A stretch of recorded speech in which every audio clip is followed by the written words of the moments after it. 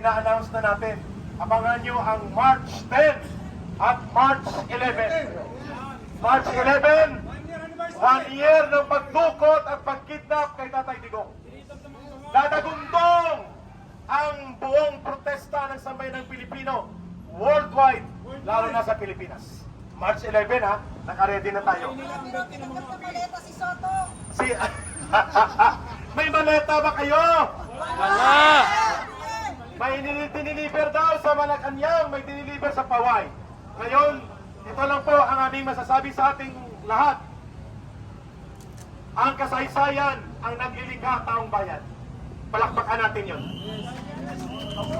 Walang diktador, walang magnanakaw na gobyerno ang pwedeng tumagal at mangibabaw sa kapangyarihan ng mamamayan.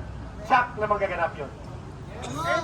Walang makakapigil, tanki man o helikopter, barkong pangdigma, machine gun o baril, kung taong bayan ang kumilos. Tama! Mamamayan pa rin po. Magkaisa tayo! Mamamayan pa rin po ang magbibigay ng hatol. Mamamayan po maglilikha ng kasaysayan. Mamamayan nagkakaisa ang maglilikha ng pagbabago.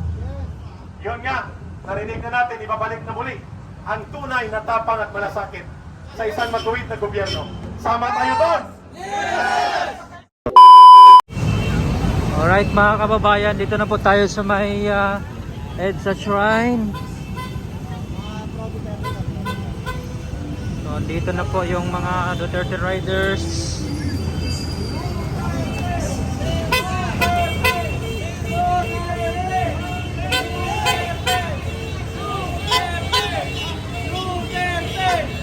Ikaw na ditong Duterte.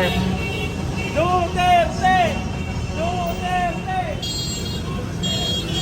Marami dito na yung mga Duterte. Doon sa kabila yung mga dilawan.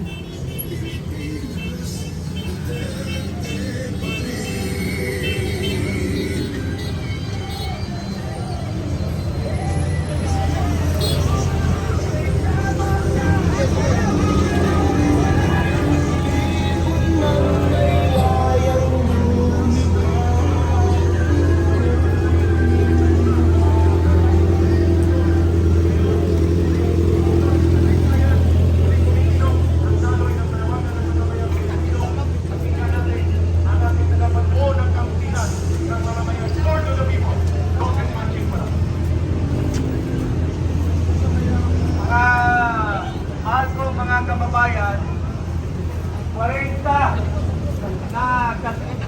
na taon, 40 years na pinatalsik natin yung numero unong magnanakaw na si Marcos Sr. Yung tatay nitong Pangulo ngayon. Mga kababayan, narinig nyo ang pinagsasabi ng mga 18 na mga Marines at inulgar nila na sila ay pinutusan na magdala ng mga pera sa bahay ni Marcos Jr. mismo. Milyon ang pera na binigay sa mga opisyales sa mga congressman, senador, tumanggap ng pera na pinaghirapan ng ating mga kababayan. So, kailangan mapagmasig na tayo, magkaisa po tayo para papagdala natin sa husgado at makulong ang mga magnanakaw sa pera ng bayan, sa pera ng ating mga mamamayan na naghihirap, nagbabayad ng buwis araw-araw. Mga kababayan, andito kami ngayon, nagsilibrar ng 40th EDSA People Power. So, ilagay natin sa puso at diwa natin na hindi pa rin libre ang ating mga kababayan sa kalahasan, sa mga suppression at mga panghaharas ng gobyerno sa atin. Maraming pinapahilan ng kaso, nagsasalita lang sa kanilang hinaing sa ating kapulastugan ng ating gobyerno. So, ngayon ang panahon, ibalik natin ang diwa ng EDSA Power Revolution. Magkaisa po tayo. Iniikayat ko lahat ng ating mga kababayan. Mayroong hinihiling kami sa ating Pangulo base sa ating saligang batas. Nakita niyo ba ang Pangulo ng ating bayan, si Marcos? Halos payat na payat na. Payat na payat na si Marcos. Hindi pa rin niya sinasabi sa ating mga kababayan base sa Section 12, Article 7 na kung malubha ang kalagayan, ang health ng ating Pangulo ay kailangan sabihin niya sa taong bayan kung may kakayahan pa siyang mamuno sa ating bansa. Base po yan sa saligang batas. Wala po tayong nilalabag. Pero hanggang ngayon, hindi pa niya sinasabi kung anong kalagayan. Baka mabigla na lang tayo at magkagulo ang ating bansa kung hindi niya dinidisclose yung kalagayan po niya base sa ating saligang batas. So, yun lang po. Ibibigay ko po kay Ka-Eric para... So, ito si Oliver. Magsalita. Salita ka, Oliver.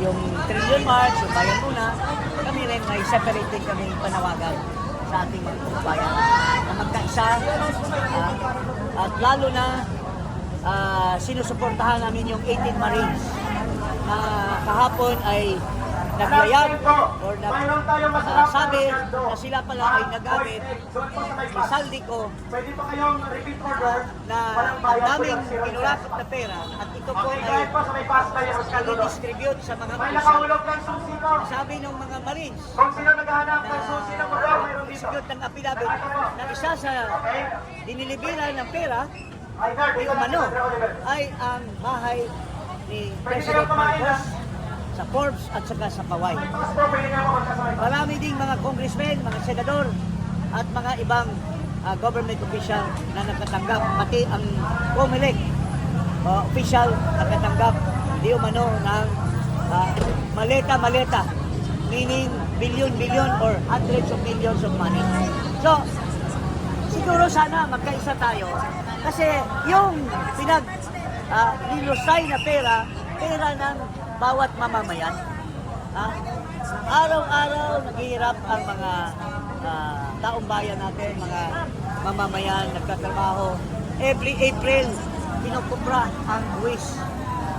Lalo na yung mga government official, lalo na yung katulad ninyo na mga nagtatrabaho lang. Kinukubra na kagad ang buwis. At ito yung buwis, ito yung ina-allocate na budget ng gobyerno at ito yung ninanakaw at dinidistribute sa mga opisyal. Sabi ni Congressman Erice, 1.45 trillion ang nalustay na pera. So tayong mga kababayan, I appeal to you. Ito ba ay pabayaan lang natin?